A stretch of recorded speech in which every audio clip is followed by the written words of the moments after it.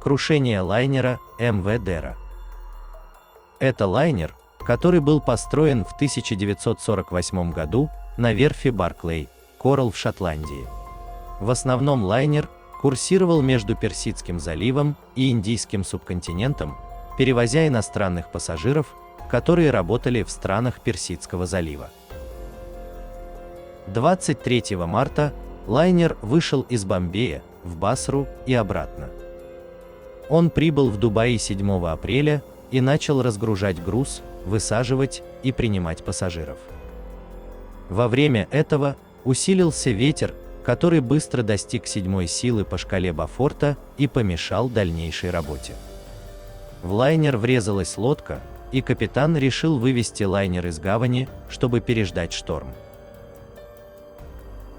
Из-за сложившихся условий не было возможности высадить из судна тех людей, которые не собирались плыть, в том числе родственников и друзей, провожающих пассажиров, грузчиков и различных судоходных и иммиграционных служащих. Примерно в 4 часа утра 8 апреля сильный взрыв прогремел между палубами, пройдя через моторную переборку и 2 верхние палубы, включая главный салон. Взрыв произошел, когда лайнер возвращался в гавань и вызвал серию крупных пожаров. Он затронул все электрические пожарно-водяные и рулевые системы. Огонь быстро распространился, чему способствовал ветер. Спуск спасательных шлюпок был хаотичным. Один пассажир рассказал, что одна шлюпка была переполненная.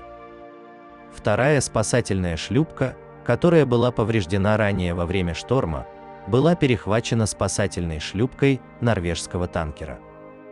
Рядом было несколько кораблей, и помощь оказали находящиеся поблизости британские, немецкие и японские суда.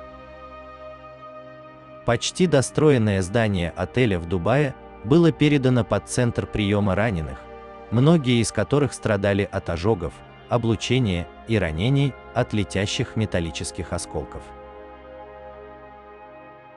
В последующие дни 3 британских фрегата и американский эсминец отправили группы на борт лайнера для тушения пожаров, после чего судно было взято на буксир, но в 9 часов утра лайнер перевернулся и затонул у берегов Аль-Квейн.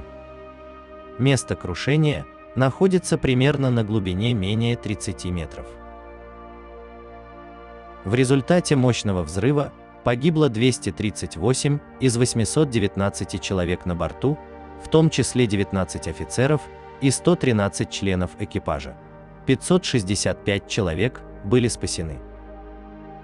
Предполагается, что взрыв был вызван преднамеренно взрывным устройством, заложенным группой оманских повстанцев или отдельными повстанцами. Суд британского адмиралтейства более чем через год после катастрофы пришел к выводу, что противотанковая мина, намеренно установленная неизвестным лицом или лицами, почти наверняка вызвала взрыв. Генеральный солиситор Великобритании, давая показания в суде, заявил, что ответственность за это скорее всего несут боевики Дафарского восстания, ранее устроившие саботаж на британских объектах. Тем не менее, никаких судебно-медицинских доказательств не было предоставлено, чтобы доказать, что причиной была бомба.